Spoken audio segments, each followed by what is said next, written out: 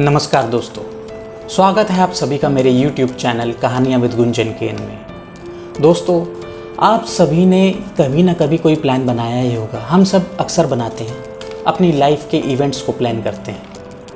हम सोचते हैं कि चलो आज कुछ ऐसा करते हैं तो कल हमारे साथ वैसा हो जाएगा, कल कुछ वैसा करेंगे तो परसों हमारे साथ कुछ ऐसा हो जाएगा, वगैरह वगैरह। और यहाँ तक कि हम सालों साल की प्लानिंग करके बैठ जाते हैं।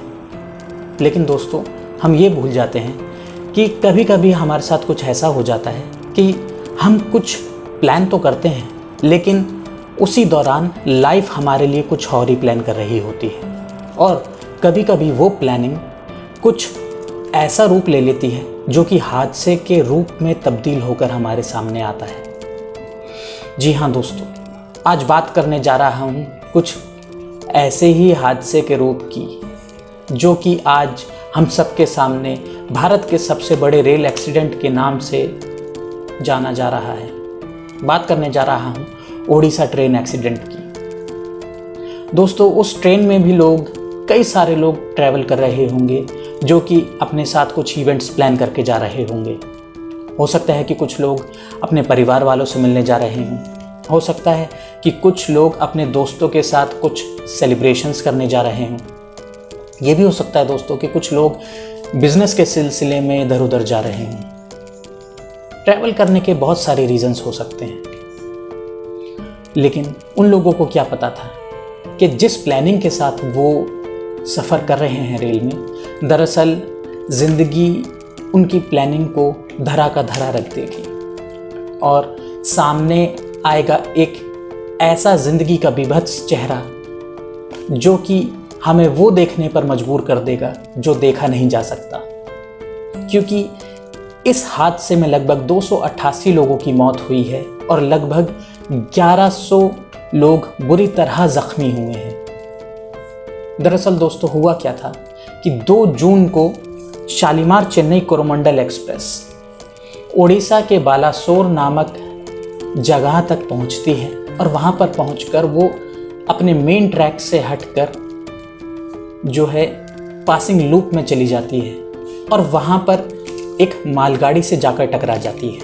ये टकराव इतना ज़्यादा फोर्सफुल होता है कि बराबर में चल रही यशवंतपुर हावड़ा सुपरफास्ट एक्सप्रेस वहाँ से गुजर रही होती है और उस ट्रेन के आखिरी के 3 डब्बों से भी वो ट्रेन टकरा जाती है और सामने आता है विभत्सता का ऐसा चेहरा जो भारत के सबसे बड़े रेल हादसे के रूप में तब्दील होकर हम सबके सामने आता है। दोस्तों, लोगों की खुशियां एकदम से ही गम में बदल जाती हैं। लोग एक दूसरे को मरते हुए देखते हैं, वो भी बुरी तरह बेबस होकर, क्योंकि वो कुछ कर भी नहीं सकते। दोस्तों, ऐसी बहुत सारी दर्दनाक कहानियाँ आप लोगों ने सुनी होंगी इस ट्रेन हादसे के बारे में, क्योंकि मुझे यकीन है आजकल ये न्यूज़ बहुत सारे न्यूज़ चैनल्स पर, फेसबुक पेजेस पर, फेसबुक ग्रुप्स पर, व्हाट्सएप ग्रुप्स पर और अलग तरीके की सोशल मीडिया साइट्स पर चल रही है और मुझे उम्मीद है कि आप लोग इससे ज़रूर अवेयर होंगे। दोस्तों, बहुत सारे हादसों की तो कहानियाँ आप लोगों ने सुनी, लेकिन बहुत सारे चमत्कारों की भी कहानियाँ सामने आ रही हैं। तो मैं चाहता हूँ कि हादसा तो आपने सुन लिया, चलिए कुछ चमत्कार की भी कहानियाँ सुन लेते हैं। क्योंकि दोस्तों, कभी कभी कुछ बुरा होता है तो उसमें कुछ लोगों के साथ अच्छा भी होता है। दोस्तों, आज शेयर करने जा रहा हूँ ऐसी ही 3 कहानियाँ। पहली कहानी है एक पिता और उसकी 8 साल की बेटी की। दरअसल खड़गपुर स्टेशन से एक पिता और उसकी 8 साल की बेटी ट्रेन में चढ़ते हैं। वो अपनी सीट पर बैठते हैं, लेकिन क्या है कि उनके पास विंडो सीट नहीं होती है। तो बेटी अपने पिता से ज़िद करती है कि पापा, मुझे तो विंडो सीट पर ही बैठ के सफ़र करना है। बहुत ज़्यादा ज़िद करने के बाद उसके पिता टीटी से गुजारिश करते हैं कि एक उन्हें विंडो सीट दे दी जाए। तो टीटी कहते हैं कि अगर कोई पैसेंजर उनसे सीट एक्सचेंज करना चाहता है तो बेशक वो विंडो सीट ले सकते हैं। तो पिता दूसरे कोच में जाते हैं, वहाँ पर पैसेंजर से रिक्वेस्ट करते हैं और कुछ रिक्वेस्ट के बाद 2 पैसेंजर्स उनकी बात मान जाते हैं और वो अपनी विंडो वाली सीट उन्हें दे देते हैं और पिता की और बेटी की सीट दूसरी कोच में आकर वो ले लेते हैं।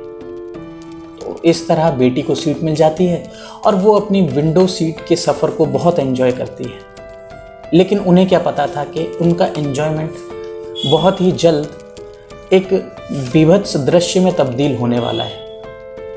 दोस्तों, अभी तक ये नहीं पता चला कि वो 2 पैसेंजर्स किस हालत में हैं जिन्होंने पिता और बेटी से अपनी सीट्स एक्सचेंज की, क्योंकि पिता और बेटी की तो चमत्कार के रूप में एक तरह से जान बच जाती है। दोस्तों, दूसरी कहानी है लक्ष्मीदास सरकार की। ये एक महिला हैं जिनका ये कहना है कि इनकी जान सचमुच लड्डू गोपाल जी ने बचाई है। लड्डू गोपाल जी यानी कि हमारे भगवान श्री कृष्ण ने बचाई है। दरअसल दोस्तों, लक्ष्मी जी अपने साथ हमेशा लड्डू गोपाल जी को लेकर ही सफ़र करती हैं और इस बार क्या हुआ, अचानक पता नहीं उन्होंने 2 जून से एक दिन पहले ही अपनी टिकट कैंसिल कर दी। दरअसल हुआ क्या था कि वो अपनी बेटी से मिलने जा रही थी, लेकिन किसी कारणवश उनकी बेटी को कोई अर्जेंट काम आ गया और वो उनसे मिलने नहीं आ पाई, जिस वजह से लक्ष्मी जी ने अपनी टिकट ही कैंसिल कर दी और वो 2 जून को ट्रेन में सफ़र करने से बच गई। तो दोस्तों, इसे भी हम एक चमत्कार ही मान सकते हैं। और दोस्तों, तीसरा और आखिरी जो ये चमत्कार की कहानी है वो आजकल बहुत ज़्यादा वायरल हो रही है और काफ़ी सारे न्यूज़पेपर्स और सोशल मीडिया पे और न्यूज़ चैनल्स भी इस कहानी को बहुत ज़्यादा शेयर कर रहे हैं और ये है हेलाराम जी मलिक की कहानी। हेलाराम मलिक जी कोलकाता के हावड़ा में रहते हैं और उन्हें एक फ़ोन आता है कि उनका बेटा अब इस दुनिया में नहीं है, लेकिन उन्हें इस बात पर विश्वास नहीं होता।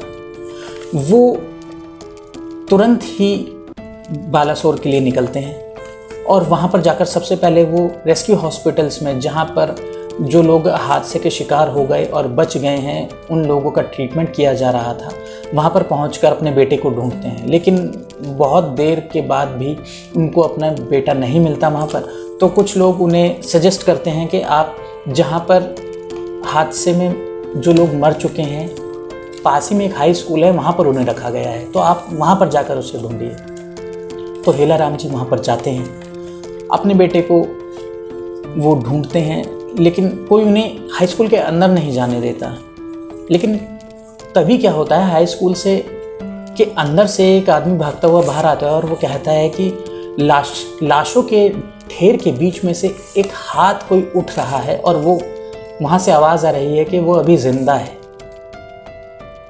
हेलाराम जी चौंकते हैं, वो अंदर जाते हैं और उस हाथ को देखते ही वो अपने बेटे को पहचान जाते हैं और उन्हें विश्वास हो जाता है कि वो उनका बेटा ही है। वो तुरंत उसे वहाँ से रेस्क्यू करके इमरजेंसी में हॉस्पिटल में दाखिल करवाते हैं और उसके बाद अर्जेंटली उसे अपने साथ कोलकाता ले जाते हैं और वहाँ पर उसका इलाज करवाते हैं और जिस वजह से उसकी जान बच पाती है। दोस्तों, लेकिन क्या हम इसे सचमुच चमत्कार कहेंगे या फिर रेस्क्यू टीम की लापरवाही? दोस्तों, क्या होता कि अगर विश्वजीत यानी कि हेलाराम जी का जो बेटा है वो अपना हाथ उठा ही ना पाता, उसकी सांसें तो चल रही होती हैं लेकिन वो अपना हाथ ही नहीं उठा पाता, तो क्या होता? और या तो फिर हेलाराम जी आने में थोड़ी और देर कर देते तो क्या विश्वजीत बच पाता है? और दोस्तों, क्या ये रेस्क्यू टीम की लापरवाही नहीं है कि किसी एक जीवित व्यक्ति को मृत घोषित करके उसे लाशों के ढेर के साथ एक दूसरी जगह पर डाल देना? क्या हम ये मान सकते हैं कि सिर्फ एक ही विश्वजीत ऐसा था जिसको रेस्क्यू टीम ने मृत घोषित कर दिया हो? क्या ऐसे और ढेर सारे विश्वजीत नहीं हो सकते थे? बिल्कुल ये सोचने वाली बात है। दोस्तों, इस हादसे ने सबको बिल्कुल झकझोर कर रख दिया है। इस हादसे के जो विटनेस हैं इन्हें सचमुच मुझे तो नहीं लगता कि आने वाले कुछ हफ्तों तक सही से नींद भी आने वाली है। दोस्तों, इस हादसे में कुछ दर्दनाक मृत्यु की कहानियां हैं तो कुछ बच जाने की चमत्कार से भरी कहानियां भी। लेकिन आप लोग इस हादसे से क्या सीख लेते हैं, प्लीज़ मुझे कमेंट बॉक्स में ज़रूर शेयर कीजिएगा। और अगर आपको मेरी वीडियोस अच्छी लग रही हैं या जैसी भी लग रही हैं, प्लीज़ मुझे ज़रूर बताइए और मेरे चैनल को लाइक कीजिए, शेयर कीजिए और सब्सक्राइब कीजिए। मिलते हैं अगली वीडियो में। धन्यवाद।